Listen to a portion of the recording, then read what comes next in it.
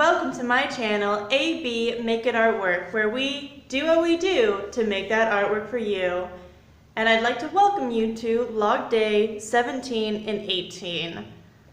If you're new to this channel, new to this series, this is a daily series of updates in which I show my progress with the Sketchbook Slam Challenge and Inktober. I'm doing them in daily vlogs to show my 20-page progress, because if I did more than that, this video would be much too long. And if you'd like to, you can subscribe to the channel, stay for more sketchy content. And with that being said, yesterday I did a log update because weather made the lighting look very terrible. And I just wasn't feeling very good, and I felt like I needed a quick day to recuperate and get myself together. And it was a good day. It was a good day of feeling better from this icky slump that I had. And yeah, that being said, let's get into the tour for days 17 and 18. So I started off with doing the official prompt, and I wanted to do this kind of thing where I had these big, bouncing, bountiful, beautiful ballerinas. Can you tell I like alliteration? For graceful. And I wanted them to be big, curvy ladies because I wanted to have these long, flowy lines. And it was a great deal of fun. I enjoyed it quite a bit. And this was my more refined sketch. These were just me playing around. I was drawing really late in the evening because throughout the day I'd been falling asleep a lot because I was just getting sick on the 17th, and I'm feeling much better now, though. This is with the Lana J prompt of Sunflower and Shiba Inu. And it feathered in a weird way with the ink right there, but it ended up being pretty cute. And I decided to continue with Windflower and Tanuki study. And windflowers are very simplistic little flowers. Sorry, I say a lot. I try to take pauses to avoid that. They're a very simplistic little flower. And I didn't know that that's what they were called. I had often seen them quite a bit in Alaska, in little random patches. But tanukis are super cute. Like, my goodness. They are just so adorable and fat, and that's why I wanted to draw a really fat tanuki for the fat prompt. My bountiful ballerinas were not the fat prompt because they are just thick, okay? It's not nice to call people fat. I do not feel bad about calling animals fat, though. And I probably could have done better by having a front view of the fat tanuki. And I had put down like really tiny, hard to see gestures. Let's maybe darken it a little bit. Like, I'm thinking maybe this one would have been better. This was just one with its belly exposed, looking all pudgy and cute. And the way I wanted to show that the tanuki was like fat was like the big belly, but like a really tiny tail. And they're just so big and pudgy, and they're like a fox-raccoon hybrid. So this is where I got onto 18th because I actually ended up 10 pages behind, I think, from the 17th. And I started off with some wardrobes mock-ups. Like, I would draw a character in an outfit, and then I'd draw the like pieces of the outfit. Some of them were like better than others, like this one was more detailed and this one was more detailed. I had a lot of fun with this spread. I liked this spread a lot. This guy I wasn't too fond of. I liked how this like succubus character came out. I think she was really cute. She was pretty curvy. And then I was trying to explore more into her, do some posing. And then I drew the little outfit. And then her eating some pizza, because I figured I kind of want to draw someone eating food. Which I should probably look up images if I'm going to draw people eating food so I can have like a better frame of reference. And thick girls doing lovely poses. This was my goldfish study for the Lana J prompt. Goldfish and water lily, because I was behind on the prompt list for that. And I realized I've never drawn a goldfish. Like, I've drawn fish in the past, but I've never really strictly studied fish. So this is a good chance to experiment and explore a subject that I hadn't drawn before. With a lot of the Lana J prompts, I'm exploring animals that I never bothered to explore before, and kind of expanding my artistic tool belt as to what I can draw. I didn't realize, by the way, that there were so many different shapes to goldfish too. They come in different shapes and sizes. And this was my drawing, and the goldfish is like so bright in comparison to everything else, but I love it. I love how bright and orange this goldfish is. It's just really pops out of the page. And I think by this point I had finally caught up, except for Sparrow and Tulip, and discovered the wonders that is an okapi. And I only did one page because it's like a deer zebra hybrid, and taking all that time to color in its coat and the stripes is it's really time consuming, and I just wanted to get the general shape of it down. This was the official prompt for Inktober for Filthy. And this was the final drawing that I did of the okapi and African daisy. I wanted the okapi to be the focal point, but I also wanted to showcase the daisies. Like, they're down here, and I just decided to do them off to the side. Now, for most of the images, they're actually a purple color with a slightly more fuchsia or magenta-y center. And they have this kind of gradient is how they work. They're really pretty from what I could see, but I didn't have like the colors to do that as far as inks go. I really like how Filthy came out. It was kind of this weird, scary story where he was stuck in this underground, and he's like disgustingly dirty because he had been like tackled into some mud or whatever random filth that was down there, and he just managed to claw his way out.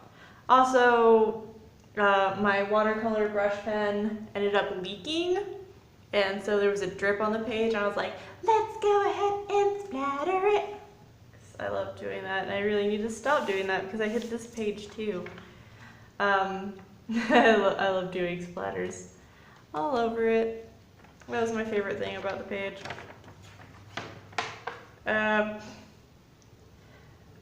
This was later in the evening. I think it was like 7 or 8, maybe.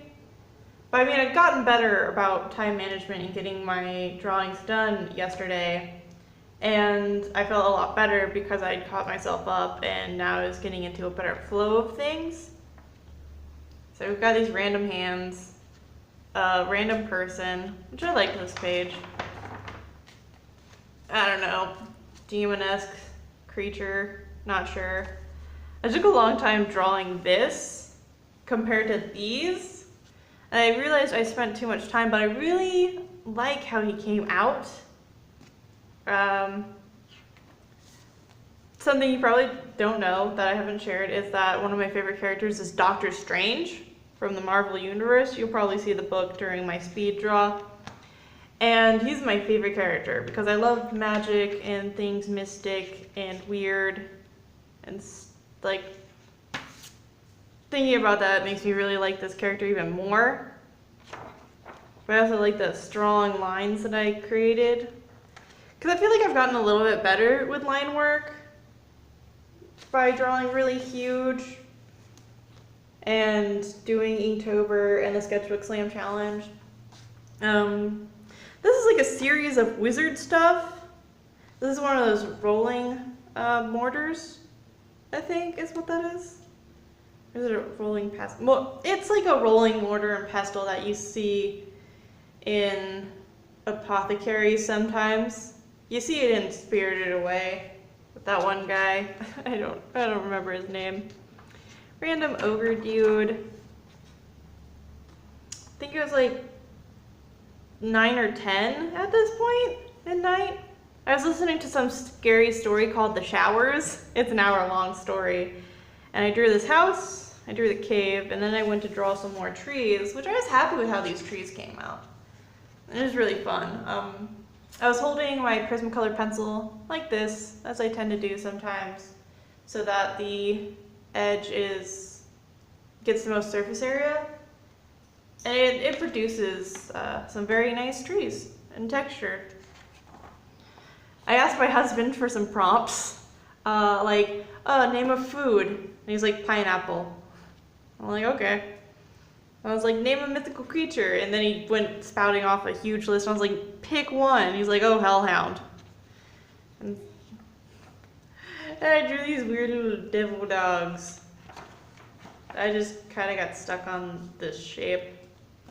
I was having fun with it. Drew a bunch of random eyes, which this page was pretty fun. And then these random characters in poses. And I really like how this looked. It was a lot of fun. I've got ink under my nail, in case you're wondering. And that's about all I can say about this page. It's just a bunch of random poses, which I might try to draw characters like this, because I wanna take it somewhere. And this has to do with the scary story I'm going to tell you about. I think I'm going to title it Demons in the Dark, because this story has to do with a pair of twins that were living in the foster home that I was placed in, and about this crazy twin that I'll tell you more about in the story. So keep watching for that spooky tale. Alright, so this is going to be a little bit of a longer story, and I'm going to start off with some background. This has to do with when I was in my third placement, my third foster home, and the situation I had to deal with two siblings that were twins. And I will refer to them as either the M&Ms or Big M and Little M. And the thing about these twins is that they had an odd dynamic, where Big M was sort of a instigator and provoker of situations, and Little M was more submissive and sort of a victim in these circumstances. So when it came to these twins, we first got Little M. There was a bad situation with her previous placement, and so they decided to put her into our home. And eventually we also got Big M after there was another falling out with the other twin in the previous placement. And at first they were like normal siblings, normal banter and teenager stuff. They liked to tell stories, they liked to talk about things. But Big M always liked to talk about things more intensely. And some of the things with Big M is that she had a tendency to lie, over-exaggerate, and steal. And there was also some tendencies for Big M to be violent toward Little M. Not very big violent, but they would get into kind of aggressive grappling. I think there was one instance in which Big M kind of punched Little M, and it was sort of said that it was a mistake, but I don't know, it seemed very intentional now that I look back on it.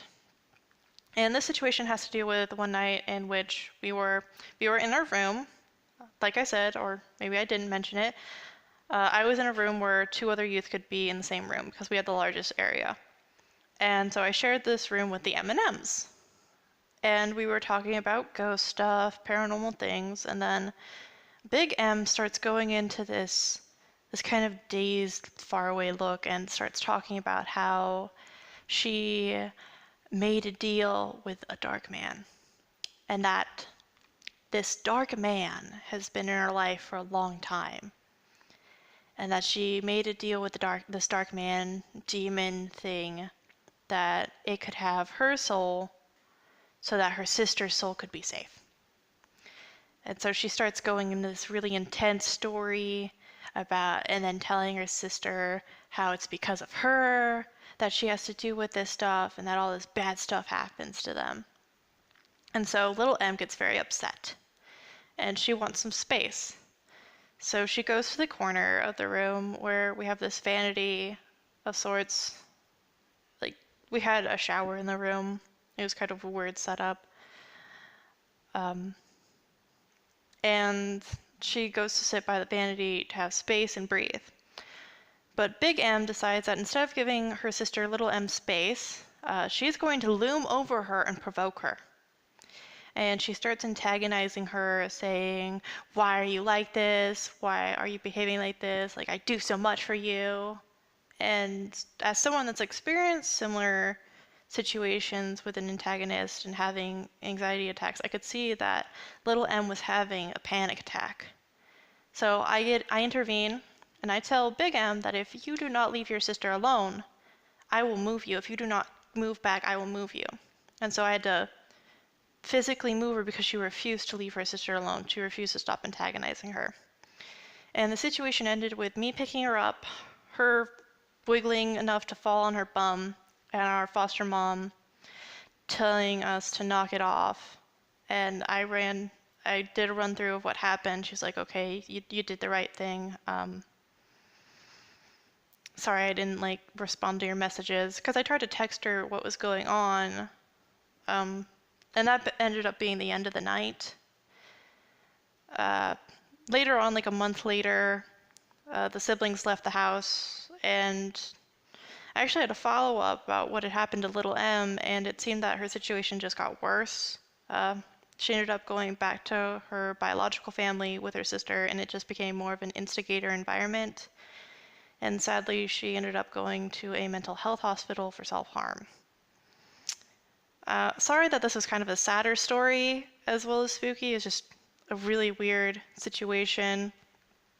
And yeah, just keep doing what you do to make that artwork for you.